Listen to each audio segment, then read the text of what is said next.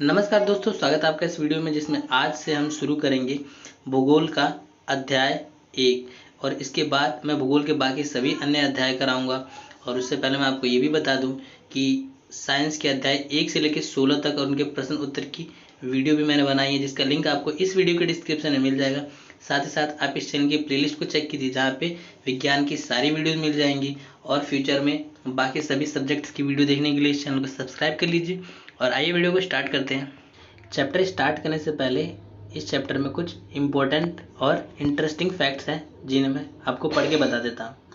जैसे कि प्रकाश की गति लगभग 3 लाख किलोमीटर प्रति सेकेंड है। इस गति के बावजूद सूर्य के प्रकाश को पृथ्वी तक पहुँचने में लगभग 8 मिनट का समय लगता है। एक और रोचक तथ्य, नील आर्मस्ट्रांग पहले व्यक्ति थे जिन्होंने 20 जुलाई 1969 में सबसे पहले चंद्रमा की सतह पर कदम रखा। मालूम करो कि क्या कोई भारतीय चंद्रमा पर गया है? जी, तो राकेश शर्मा गए हैं। उसके साथ ही साथ कल्पना चावला जी भी गई हुई हैं। तो जैसा कि इस चैप्टर का नाम है सौरमंडल और पृथ्वी, तो इस चैप्टर में हम सौरमंडल के बारे में पढ़ने वाले हैं। पृथ्वी, सूर्य, ग्रह, उपग्रह, बाकी इन सभी के बारे में पढ़ने वाले हैं और ये चैप्टर बहुत ज़्यादा इंटरेस्टिंग होने वाला है। तो सूर्यास्त के बाद आकाश को देखना कितना अच्छा लगता है। तो जब सूर्य अस्त हो जाता है तो उसके बाद आकाश को देखना कितना अच्छा लगता है। आसमान में पहले 1 या 2 चमकते बिंदु ही दिखते हैं, लेकिन बाद में इनकी संख्या बढ़ती जाती है। तो आपने नोटिस किया होगा, जब आप देखते हैं तो स्टार्टिंग में तो आपको क्या 1 ही 2 चमकते हुए बिंदु दिखते हैं, लेकिन साथ साथ जैसे टाइम बढ़ता जाता है वो बिंदुओं की संख्या बढ़ती जाती है। आप उनकी गणना नहीं कर सकते। संपूर्ण आकाश छोटी छोटी चमकदार वस्तुओं से भर जाता है, जिनमें से कुछ चमकीले होते हैं एवं कुछ धुंधले। ऐसा प्रतीत होता है मानो आकाश में हीरे जड़े हों। इनमें से कुछ टिमटिमाते प्रतीत होते हैं, लेकिन अगर आप उनको ध्यान से देखेंगे तो आप पाएंगे कि इनमें से कुछ की टिमटिमाहट अन्य से अलग है। ये बिना किसी टिमटिमाहट के चंद्रमा के समान चमकते हैं। इन चमकीली वस्तुओं के साथ आप लगभग प्रतिदिन चंद्रमा को भी देखते हैं। यह अलग अलग समय पर अलग आकार तथा अलग स्थिति में दिखाई पड़ता है। आप पूर्ण चंद्र को लगभग 1 महीने में एक बार देखते हैं। यह पूर्ण चंद्रमा वाली रात या पूर्णिमा होती है। तो जिस दिन चांद पूरा दिखाई देता है उसे क्या कहते हैं? पूर्णिमा कहते हैं। 15 दिन के बाद आप इसे नहीं देख सकते। यह नए चंद्रमा की रात्रि या अमावस्या होती है, जिस दिन चांद आपको बिल्कुल नहीं दिखाई देता। ऐसी रात में अगर आसमान साफ है तो आप आसमान का अवलोकन अच्छी तरह से कर सकते हैं। क्या आपको इस बात पर आश्चर्य नहीं होता है कि हम दिन के समय चंद्रमा एवं इन सभी छोटी चमकीली वस्तुओं को क्यों नहीं देख पाते हैं?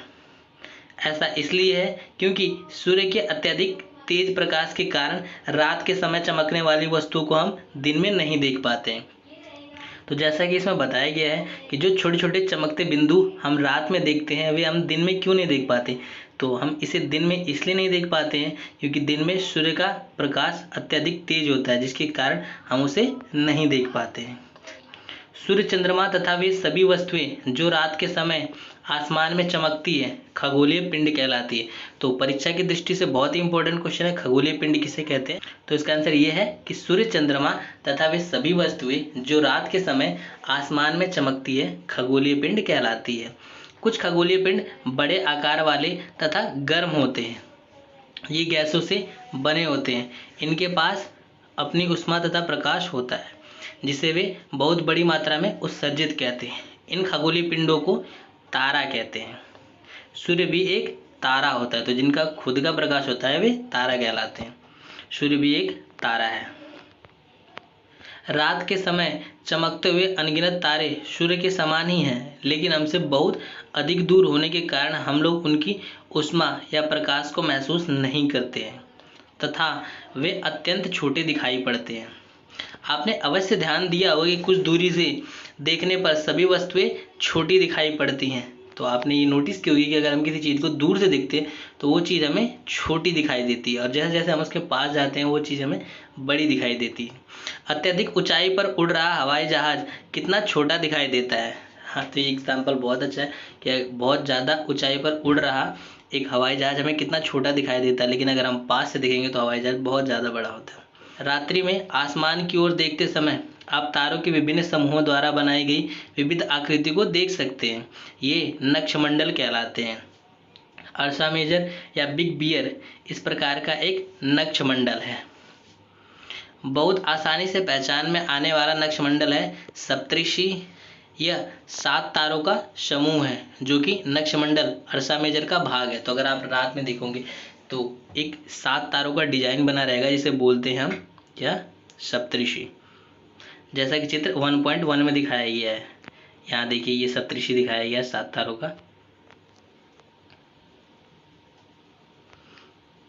अपने परिवार या पड़ोस में किसी बड़े व्यक्ति से कहिए कि वह आपको आसमान में और अधिक तारों, ग्रहों तथा नक्षमंडलों को दिखाए। प्राचीन समय में लोग रात्रि में दिशा का निर्धारण तारों की सहायता से करते थे। उत्तरी तारा उत्तर दिशा को बताता है, इसे ध्रुव तारा भी कहते हैं। ठीक है, तो ध्रुव तारा किसे कहते हैं, उत्तरी तारे को, जो कि उत्तर दिशा का ज्ञान कराता है। यह आसमान में हमेशा एक ही स्थान पर रहता है। हम सप्तऋषि की सहायता से ध्रुव तारे की स्थिति को जान सकते हैं। चित्र 1.1 में आप देखेंगे कि यदि सप्तऋषि मंडल के संकेतक तारों को आपस में मिलाते हुए एक काल्पनिक रेखा खींची जाए एवं उसे आगे की ओर बढ़ाया जाए तो यह ध्रुव तारे की ओर इंगित करेगी। ये देखिए ध्रुव तारा।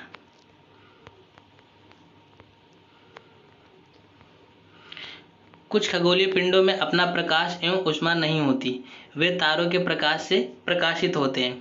ऐसे पिंड ग्रह कहलाते हैं। तो जिनकी खुद की ऊष्मा नहीं होती, वो दूसरों की ऊष्मा से चमकते हुए प्रतीत होते हैं, वे क्या कहलाते हैं, ग्रह कहलाते हैं। ग्रह, जिसे अंग्रेजी में प्लैनेट कहते हैं, ग्रीक भाषा के प्लैनेटाई शब्द से बना है, जिसका अर्थ है परिभ्रमक, अर्थात चारों ओर घूमने वाला। पृथ्वी जिस पर हम रहते हैं एक ग्रह है। ठीक है, तो पृथ्वी जिस पर हम रहते हैं वो भी क्या है, एक ग्रह है। यह अपना संपूर्ण प्रकाश एवं ऊष्मा सूर्य से प्राप्त करती है, जो पृथ्वी के सबसे नजदीक का तारा है। पृथ्वी को बहुत अधिक दूरी से, जैसे चंद्रमा से देखने पर यह चंद्रमा की तरह चमकती हुई प्रतीत होगी।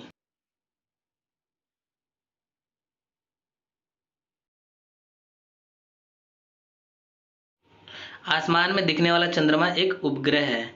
यह हमारी पृथ्वी का सहचर है, यानी चारों ओर चक्कर लगाता है तथा इसके चारों ओर चक्कर लगाता है।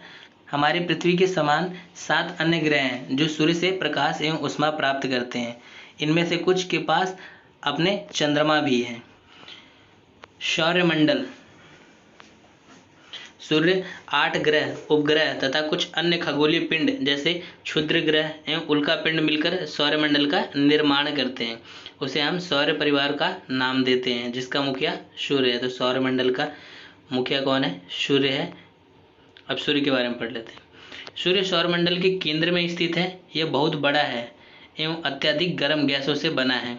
इसका खिंचाव बल इससे सौरमंडल को बांधे रखता है। सूर्य सौरमंडल के लिए प्रकाश एवं ऊष्मा का एकमात्र स्रोत है, लेकिन हम इसकी अत्यधिक तेज ऊष्मा को महसूस नहीं करते हैं, क्योंकि सबसे नज़दीक का तारा होने के बावजूद यह हमसे बहुत दूर है। सूर्य पृथ्वी से लगभग 15 करोड़ किलोमीटर दूर है, जो कि बहुत ज़्यादा है। ग्रह के बारे में पढ़ लेते हैं।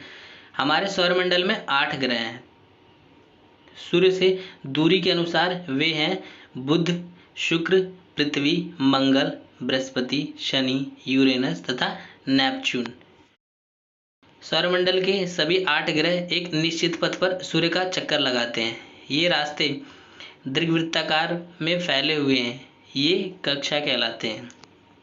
बुध सूर्य के सबसे नज़दीक है। अपनी कक्षाओं में सूर्य के चारों ओर एक चक्कर लगाने में इसे केवल 88 दिन लगते हैं।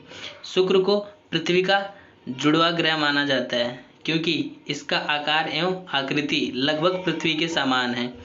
अभी तक प्लूटो भी एक ग्रह माना जाता था, परंतु अंतर्राष्ट्रीय खगोलीय संगठन ने अपनी बैठक अगस्त 2006 में यह निर्णय लिया कि कुछ समय पहले खोजे गए अन्य खगोलीय पिंड 2003 UV 313 सीरस तथा प्लूटो बौने ग्रह कहे जा सकते हैं।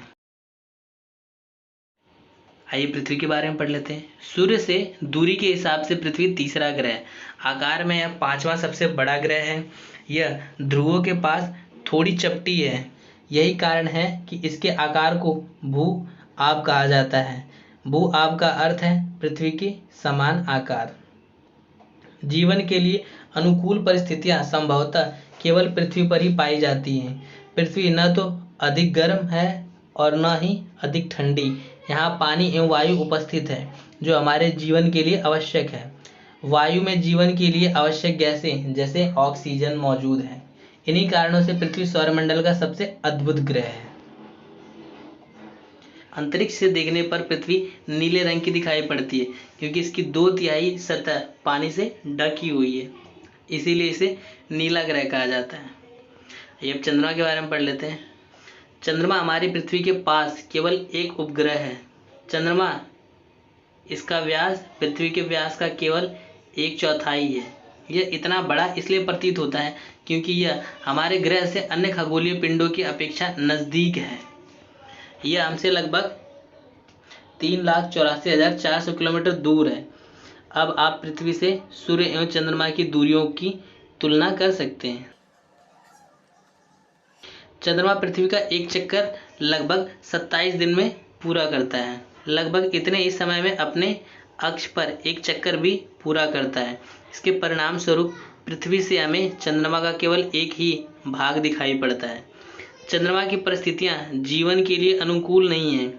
इसकी सतह पर पर्वत, मैदान एवं गड्ढे हैं जो चंद्रमा की सतह पर छाया बनाते हैं। पूर्णिमा के दिन चंद्रमा पर इनकी छाया को देखा जा सकता है। क्षुद्र ग्रह। तारों, ग्रहों एवं उपग्रहों के अतिरिक्त असंख्य छोटे पिंड भी सूर्य की चारों ओर चक्कर लगाते हैं। इन पिंडों को क्षुद्र ग्रह कहते हैं।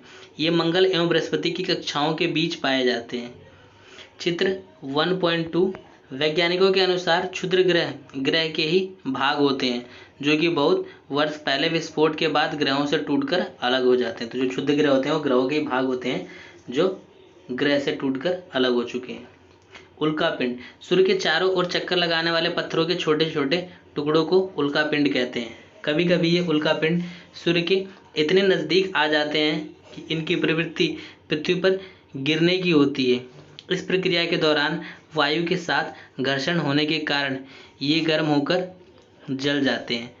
फलस्वरूप चमकदार प्रकाश उत्पन्न होता है। कभी कभी कोई उल्का पूरी तरह जले बिना पृथ्वी पर गिरती है जिससे धरातल पर गड्ढे बन जाते हैं। क्या आपने तारों वाले खुले आकाश में एक ओर से दूसरी ओर तक फैली चौड़ी सफ़ेद पट्टी की तरह एक चमकदार रास्ते को देखा है? यह लाखों तारों का समूह है। यह पट्टी आकाश गंगा, जिसे मिल्की वे कहते हैं, है। हमारा सौरमंडल इस आकाश गंगा का एक भाग है। प्राचीन भारत में इसकी कल्पना आकाश में प्रकाश की एक बहती नदी से की गई थी। इस प्रकार इसका नाम आकाश गंगा पड़ा था। आकाश गंगा करोड़ों तारों, बादलों तथा गैसों की एक प्रणाली है। इस प्रकार की लाखों आकाश गंगाएं मिलकर ब्रह्मांड का निर्माण करती है। ब्रह्मांड की विशालता की कल्पना करना अत्यधिक कठिन है। वैज्ञानिक अभी भी इसके बारे में अधिक से अधिक जानकारी एकत्र करने में जुटे हैं। इसके आकार के संबंध में हमें कोई जानकारी नहीं है, लेकिन फिर भी हम जानते हैं कि हम सभी इसी ब्रह्मांड का हिस्सा हैं। तो यहाँ पे चैप्टर खत्म हो गया।